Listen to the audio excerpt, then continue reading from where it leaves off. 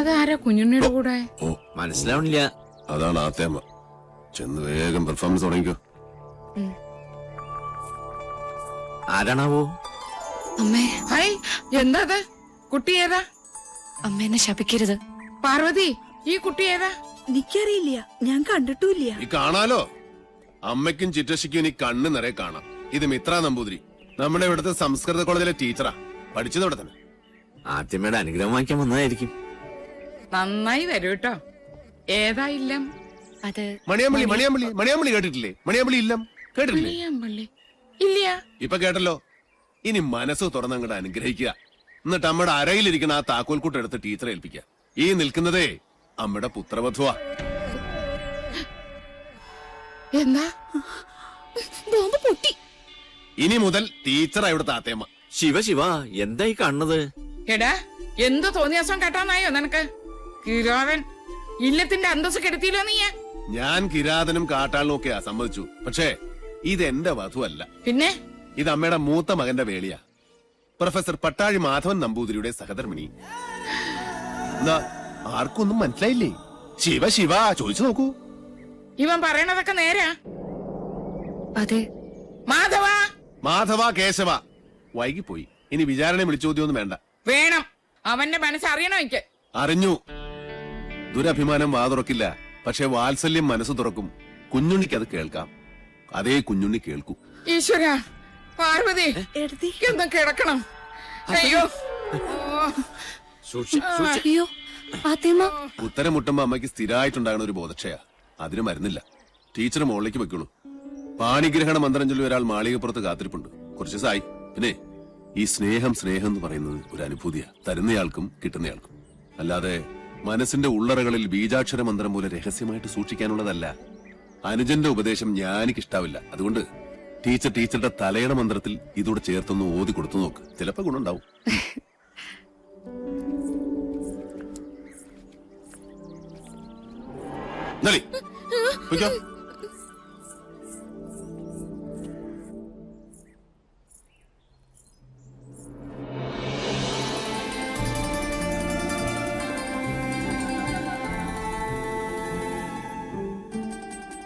കണ്ടുവല്ലേ, അഗ്നിയാകാനും ഹിമമാകാനും നിമിഷാർത്ഥം പോലും വേണ്ടാത്ത എന്റെ ഉണ്ണിയെ. പട്ടാഴിയിൽ ഒരു സ്നേഹപ്പാലാഴിയുണ്ടെന്ന് പറഞ്ഞപ്പോ താൻ വിചാരിച്ചു കാണില്ല അതിത്രയും ചൂടുള്ളൊരു ചെങ്കടലായിരിക്കുമെന്ന്. അല്ലേ? മുൻഷുണ്ടി ലേശം കൂടും, അത്രേ ഉള്ളൂ. ഇങ്ങനൊരു അനിയനെ കിട്ടാൻ ഈ ഏട്ടൻ സുഹൃതം ചെയ്യണം. അനിയനോ? ജനനം കൊണ്ട് ഞാൻ മൂത്തതാണെന്നേ ഉള്ളൂ. കർമ്മം കൊണ്ട് അവനാ ഏട്ടൻ. പട്ടാഴിൽ എന്തിനും ഏതിനും കുഞ്ഞുണ്ണിയാ കേമൻ. അതെനിക്കിന്ന് മനസ്സിലായി. ഇത്രയും നാള് വിളിച്ച ദൈവങ്ങളോടല്ല, ഉണ്ണിയോടാ ഞാൻ നന്ദി പറയണ്ട്. എന്താ ഇത്? ഗുരുവായൂരപ്പന്റെ ശ്രീകോവിലിനുള്ളിൽ വെച്ച് 41 ദിവസം പൂജിച്ചെടുത്ത പട്ടുതാലിയ. ഇനി ഇതിനൊരു അവകാശം ഉണ്ടല്ലോ.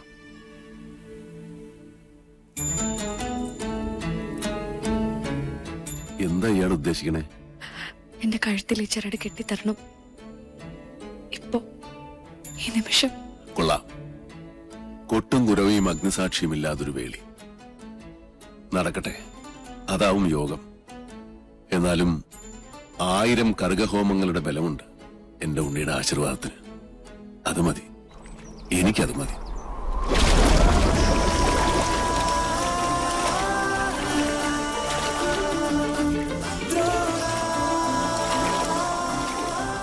ചെമ്പറയിലേക്ക് പോവാൻ തന്നെ തീരുമാനിച്ചോ? ഈ യാത്ര ഞാനായിട്ടല്ല, ഈശ്വരൻ നിശ്ചയിച്ചതാണ്. മാധവൻ പോയിരിക്കും. പടനിലത്തിന്റെ എതിർവശത്ത് നിന്റെ അച്ഛനും സഹോദരങ്ങളുമാണ്. നിനക്ക് കരയാം. ചെമ്പ്ര ഇനി ശ്മശാന ഭൂമിയാകാൻ അധികം കാലമില്ല. ഒരു താത്രിക്കും രക്ഷിക്കാൻ കഴിയില്ല ചെമ്പ്രയെ.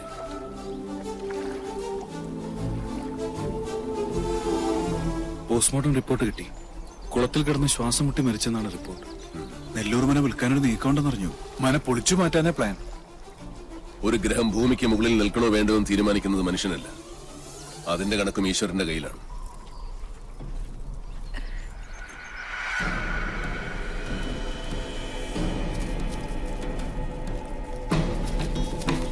ഒന്ന് പെട്ടെന്നാവട്ടെ.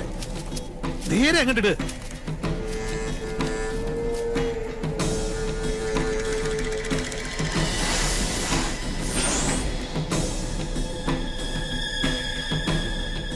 ആ പടവ് വരെ അങ്ങോട്ടില്ലേ. ആ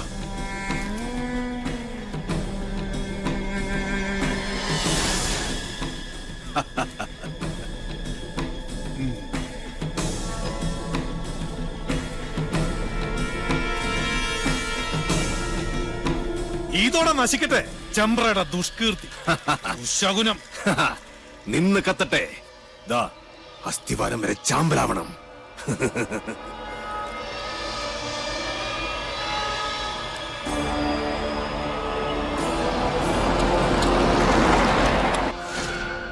ഒരു തരത്തിൽ പറഞ്ഞാൽ ഇതും ഒരു ബ്രഹ്മഹത്യയാണ്.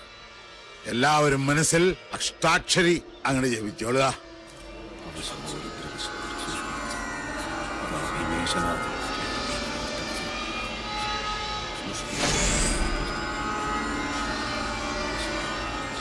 ഇനി ഒട്ടും അമാന്തം വേണ്ട, അതിനങ്ങിട്ട് അമർത്തുക.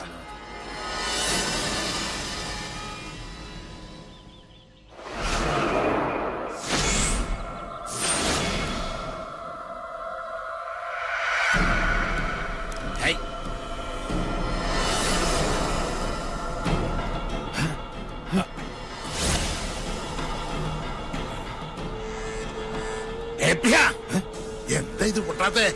എന്താ എന്ത് പറ്റി നോക്കട്ടെ.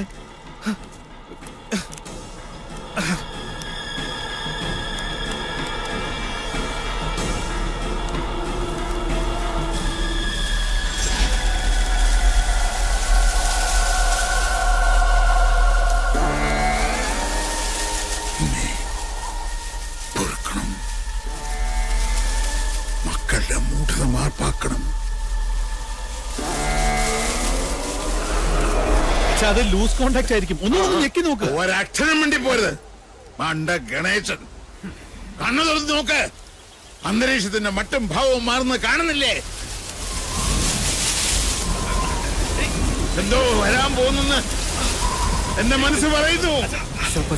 ശോഭയിൽ തെളിയുന്ന ദ്രോണ, നക്ഷത്ര കോടികൾ കഥിപനാം ദ്രോണ, ഉദയത്തിലോംകാര ശംഖമാം ദ്രോണ, ശരമാരിയാൽ ശിവനെ അർച്ചിച്ച ദ്രോണ.